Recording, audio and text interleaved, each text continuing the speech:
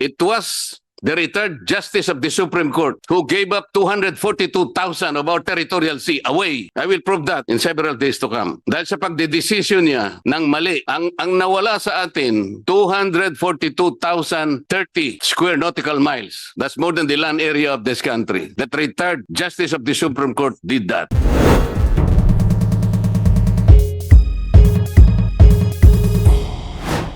Kasi it's good that the National Defense College of the Philippines is here. I am interested in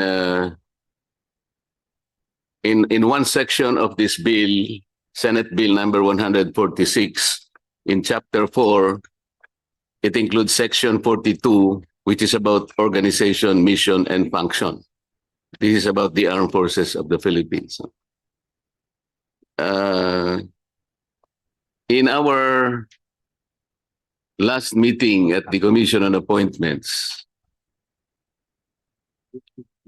there came up a topic about Command and General Staff Course. Parang yung mga PMAers yata are required to undergo a course called Command and General Staff Course. It was mentioned very briefly in that Commission on Appointments hearing where we were about to confirm 34 members of the Armed Forces of the Philippines. Doon kasi lumilitaw, Senator Ping mentioned a certain personality by the name of Tomas Cloma. And he asked the representative of the 34 members of the AFP were about to be confirmed whether he knew about Tomas Cloma. So sa kanilang exchange, Madam Chair, it was pointed out that Tomas Cloma was the one who discovered the Spratlys. Research niya. I knew Mr. Cloma and I interviewed him as a young journalist. His granddaughter is Rizabel Cloma, who was a journalist also. I will have it researched. When in the 80s or 90s, I interviewed Tomas Cloma, who discovered the Spratly Islands. I will probably quote from the transcript of that committee hearing, Madam Chair, which is attributed to Senator Lacson about Tomas Cloma. And I quote this. During the Commission on Appointments hearing for the confirmation of ad interim appointments of members of the Armed Forces of the Philippines, last 4 February 2026, a colleague noted that lawyer and adventurer Tomas Cloma discovered the Spratly Islands and occupied them as under res nullius. Whoever discovers and occupies the land is recognized as the owner. Cloma turned over the ownership of the land to the Philippine government. Is this the course adopted, Madam? Yun ba yung pagkakaalam natin that Tomas Cloma was the one who discovered the Spratly Islands?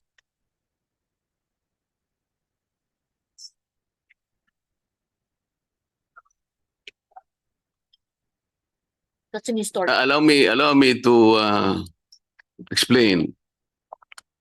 Sinabi kasi ni Senator Ping doon, as the one who discovered, allegedly, the Spratly Islands, he turned over it to the Philippine government. And he said that President Marcos Sr. formalized that turnover. Yun ba yung part ng course? Is the syllabus really very clear on this, that Tomas Cloma discovered the Spratly Islands and it was turned over to the Philippine government because he was the one who discovered it? Yun ba yung history na pinag-aaralan dito sa Command and General Staff Course? Kasi ito yung kinuwento ni Senator Ping, and it seems to me that Captain Pilar, who represented the 34 members of the Armed Forces, confirmed that. I just want to confirm now before you kung talagang ito yung tinuturo sa course na ito. Good morning to our distinguished senator. Yes, If ma'am. I may be allowed to respond, sir. If the statement came from the AFP Command and General Staff College, I believe... No, this statement came from Senator Ping. That's why I'm trying to clarify and have it confirmed kung totoo ito ang itinuturo Kasi sabi nung captain, he took this course in Camp Crame. Sabi ni Senator Ping, when he took this course in 1983, he took it in Fort Bonifacio. So nagkakaalaman sila about this course. But I'm talking about Tomas Cloma.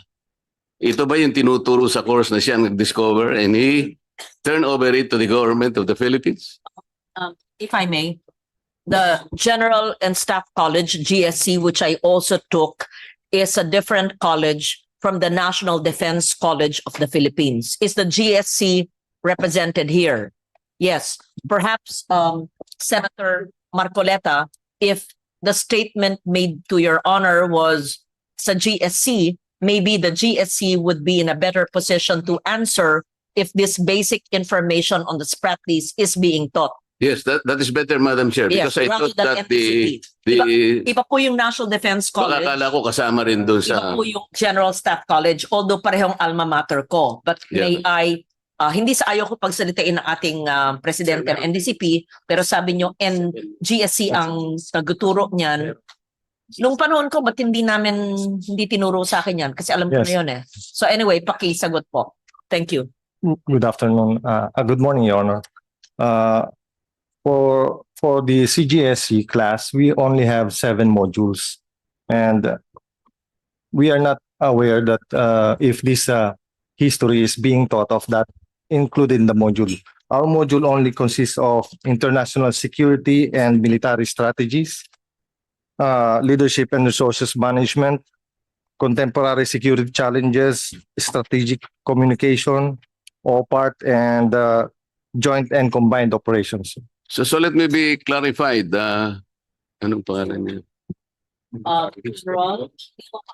Hindi ko po makita yung pangalan niyo. Will you please identify yourself? Brigadier General Alexander Gigantone, sir.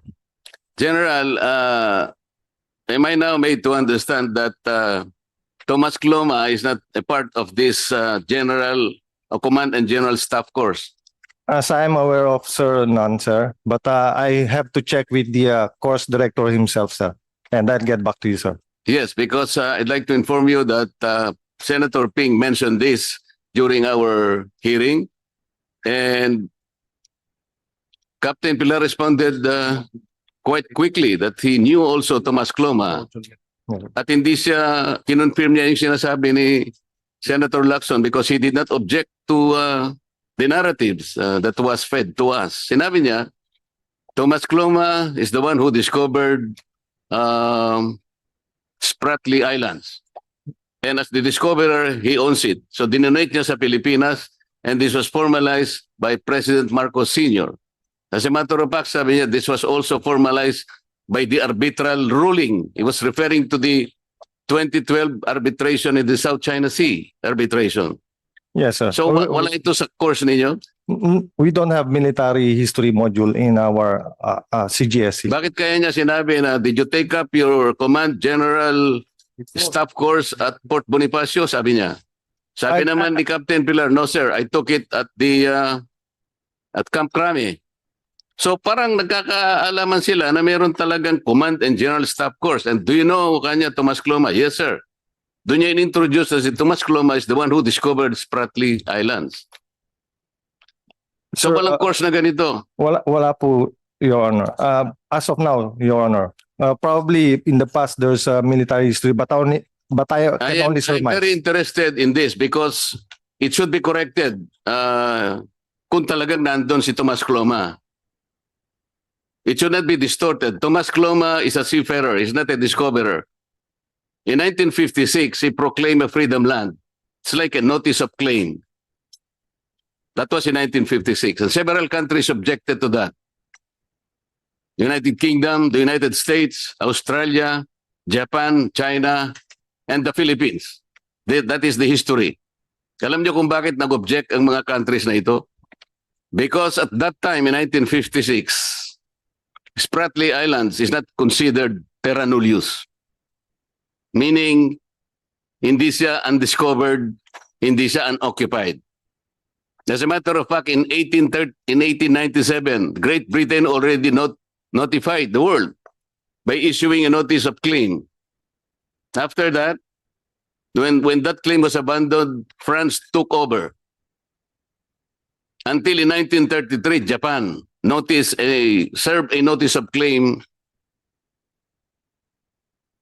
copy furnishing the United States of America. We were then a colony of America. That was in 1933. And Japan called the Spratly Islands Sinangunto. Tayo tinawag nating Kalayaan Island Group. I'm trying to emphasize this, General. Ang dami kasing ang daming mga disinformation and misinformation eh. Paano nilang sasabihin na somebody donated this to the government? But this is not the whole point now eh. Alam ninyo, 4 na territories ng ating Spratly Islands, are already territories of the Philippines.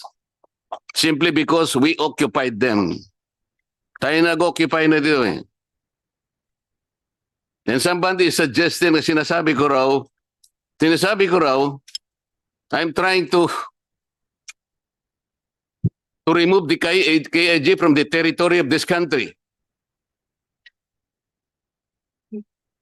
by presenting a spliced narrative. Ito yung mabigat dito eh. No less than a senator of the republic did this. We'll come to this in proper time. Gusto ko lamang paalam na alam niyo si Tomas Cloma was mentioned in the arbitral award only in pages 250 and 251. Sinasabi ng tribunal, a certain Filipino and his associates had some activities in this Spratly, sabi niya. Yun lang, na-mention. Doon lang siya na-mention. And parang nagkataon lang na nakarating sa Ito Aba and nagkaroon lang ng konti sigurong kung ano-ano pinagagawa nila doon. That was the only time that this Tomas Cloma was mentioned in the arbitration tribunal. So baka po tinuturo sa Command and General Staff Course. Your Honor, as I said, sir, we only have modules not including the history, Your Honor. So yung pinagsasabi ni Senator Ping are all distortions. I have to find out, Your Honor. It's borne out by our TSN. May transcript po kami. Probably in the old CGSC classes in the 80s or 90s, Your Honor, there's a part of history, but I can only surmise on that, Your Honor. So, sinasabi ko lang po, ako kailanman hindi ko sinabi, I'm trying to remove the KIG from the territory of this country. I never, not even a suggestion. Alam po ninyo, it was misquoted several times here. When we were meeting at the CA, I was only trying to emphasize 2 things. The difficulty of plotting the West Philippine Sea because of several obstacles. There are 3 articles of the UNCLOS that will be contradicted if we will encircle West Philippine Sea with the KIG. Pero hindi ko po problema yon. Problema na ng NAMRIA kung paano natin gagawin. I hope we can help NAMRIA plot the map of the West Philippine Sea in our lifetime. Pero hindi ko kailanman sinuggest. Sinabi ko lang, napakahirap talaga kako. Alam mo, after 14 years, you may want to look back at Administrative Order number 29, which was issued by President Pinoy in 2012. At that time, he already instructed the NAMRIA and the Department of Foreign Affairs to prepare the necessary maps and charts with coordinates and submit them to the United Nations and notify all relevant international organizations, including the International Hydrographics Organization, for the purpose of plotting a West Philippine Sea map as the western side of our country. I was telling them, maybe, I just said maybe, the difficulty lies in the several obstacles that they will encounter. Kasi nga nasa high seas na lahat yun eh. I'm not talking about territory. I'm only talking about the West Philippine Sea. How we can encircle that part of the ocean, most of which is already the high seas. Kasi nagbiro lang ako. It was a hypothetical statement when I said, well, you want to give up the KIG para ma-encircle mo. But that was highly hypothetical. It was not even a suggestion. Sabi ko pa nga Kung pwede lang nating ilipat sana sa EEC natin, but you cannot do that. Only God knows. Or only God can do that. So, General, so many times I'm being misquoted by several people, including a retired justice of the Supreme Court. In due time, we will meet all them. Kasi naggawa na po ako ng resolution. I will ask the NAMRIA and ask all these people trying to paint me as the villain and they as the national hero of the Philippines. So salamat po, General, sa pagkakasabi mo. And now I am relieved na hindi pala part ng Command and General Staff Course, which was erroneously cited by Senator Ping in our discussion at the last CA hearing. Thank you. And I think you should also look into this. Kayo pala yung national, what do you call it? National Defense College of the Philippines, Your Honor. Sana po mag-coordinate kayo kay General because they are also in that course. Baka lumabas na naman si Tomas Cloma, kung ano na naman ang pagsasasabihin nila.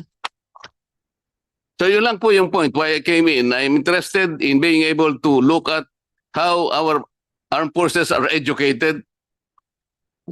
Ang gusto ko po talagang mangyari rito sa buhay natin, in our lifetime, we should be able to plant the West Philippine Sea on the western side of this country like what Vietnam did. Alam po ninyo yung ginawa ng Vietnam? Nakagawa sila ng Gulf of Tonkin. Now, titingnan po ninyo ang mapa ng South China Sea. The Gulf of Tonkin is there because it is registered in the S-23. What is S-23? What is that? S-23 is the limits of oceans and seas. It is published by International Hydrographics Organization. Naglaban sila ng China. Nanalo ang Vietnam. Now, tingnan po ninyo ang South China Sea. Meron silang Gulf of Tonkin. But what about our West Philippine Sea? Hanggang ngayon, wala. Dahil hindi ginagawa ng NAMRIA ang sinabi in 2012. Alam niyo pinalabas nila ngayon, I think nagpalabas sila. They showed them up. Last Wednesday. Tingnan po ninyo kung anong nilabas ng NAMRIA. It was an administrative map. What is an administrative map? Ano po ibig sabihin ng administrative map, Madam? I have to request your indulgence, Your Honor. I'm not an expert on maritime concerns. An administrative map is a map that delineates the political subdivision of our country. Makikita nyo doon ang regions and the provinces. Ito ginawa nila. Tingnan ninyo, it was published, dated December 2025. That is not the kind of map needed by the United Nations. That is not the kind of map needed by the IHO. It should be a map accompanied by charts with coordinates. Para sa ganun, we can notify the whole world, the whole international community that we would like to allocate that purely for the Philippines. Ilagay natin sa mapa yon. There are obstacles, I know that, but we should work on the obstacles. The NAMRIA should work on this. Hindi yung sasabihin nila na, I'm saying all the difficulties, I'm not trying to isolate anything from our territory. Di ba sinasabi natin, we cannot give up an inch of our territory. Alam niyo kung pahabain ko lang ang discussion na to?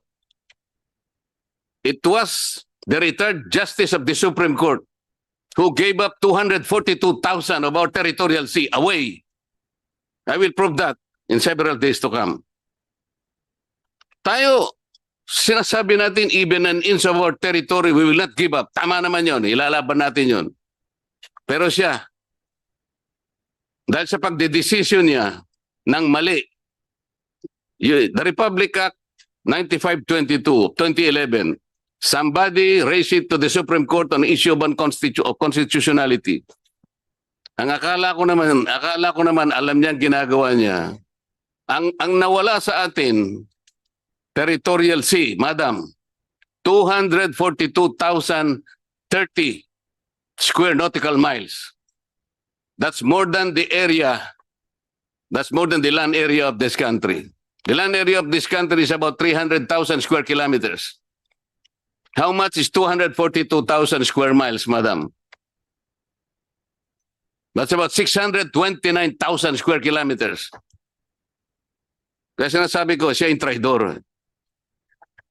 Ayaw niyang pag-usapan ito because it happened. Gusto niyang palawakin to. Tingnan natin lahat. Ang territorial sea, madam, including our land area, ito yung ating territory. It was defined by our national territory provision of the Constitution. Look at your 1935 Constitution. Look at your 1973 Constitution and the 1987 Constitution. We did not give up any inch of our territory, including of our territorial seas. The retired Justice of the Supreme Court did that. I'm sorry, I need to say all this. To allay all those false statements and misinformation. Thank you, ma'am. Yes. Did I give you enough time? Yes, ma'am, and thank you very much for the time. Yes, I'm sorry I had to take a call and because I wanted to give the time to my colleague to clarify certain statements. I apologize. I did not hear what you said, but whatever he says is what he says. You'll be able to read what I said anyway, madam. I Because will of the read transcript. the transcript of records and whatever clarification the good senator has said, I would suggest that you state it in plenary so that it is in record in the plenary session, whatever it has. Then we proceed with our bills. Thank you. So kayo po, it's never too late to take up GSC. It's never too late to take Masters in National Security. Provided Maski na batikan na abogado na kayo. provided they will exclude the Thomas Cloma issue. Totoo naman yun Hindi Hindi, wala pala sa. The general already confirmed it to me. It may not be the classes, but Yeah. it's historical fact. In fact, sino ang bihasa? Who can give us the historical perspective of the Spratlys? Because when I was a young journalist in the 80s, anong taon yun? Thomas Cloma interview ko. Googlein. Tanong mo kay Jane, ngayon na. Kanino ko pa sinabi 30 minutes ago in-interview ko po si Thomas Cloma sa bahay niya sa Quezon City. Tawagan si Rizabel Cloma. Yung apo niyang si Rizabel nandun. But retired na si Rizabel. That was like, I was in my 20s. And I interviewed Thomas Cloma. And we talked about the Spratlys in the 80s.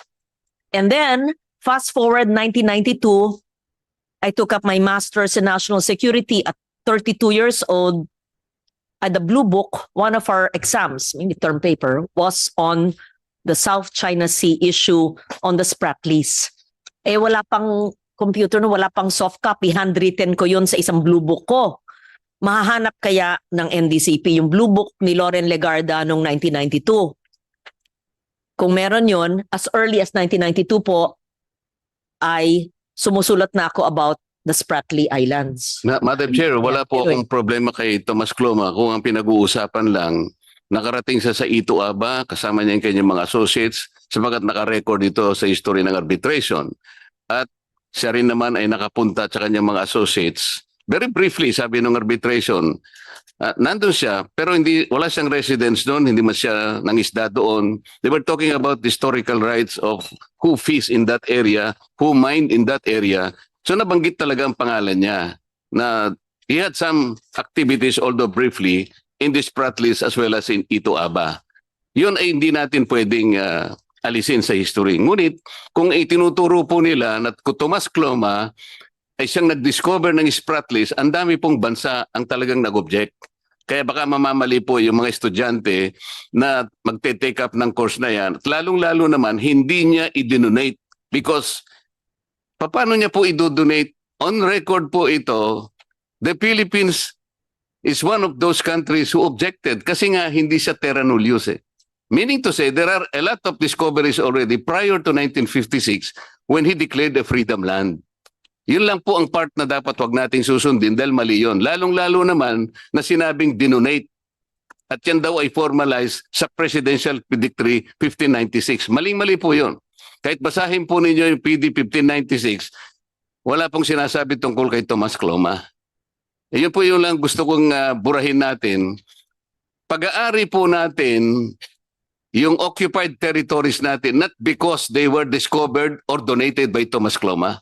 Pag-aari natin simply because nandun ang mga tao natin and we have effective control. Under public international law, kung sino merong effective control, siya yung may-ari. That's the status now.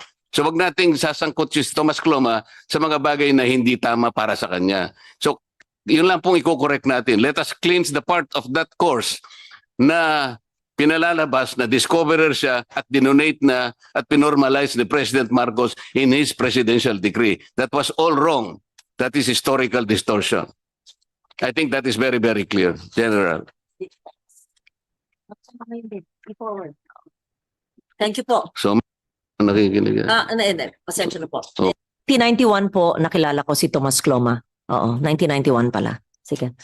Nakinig po ako. Sige, then I'll have a transcript. Have you clarified, you want to read something to record?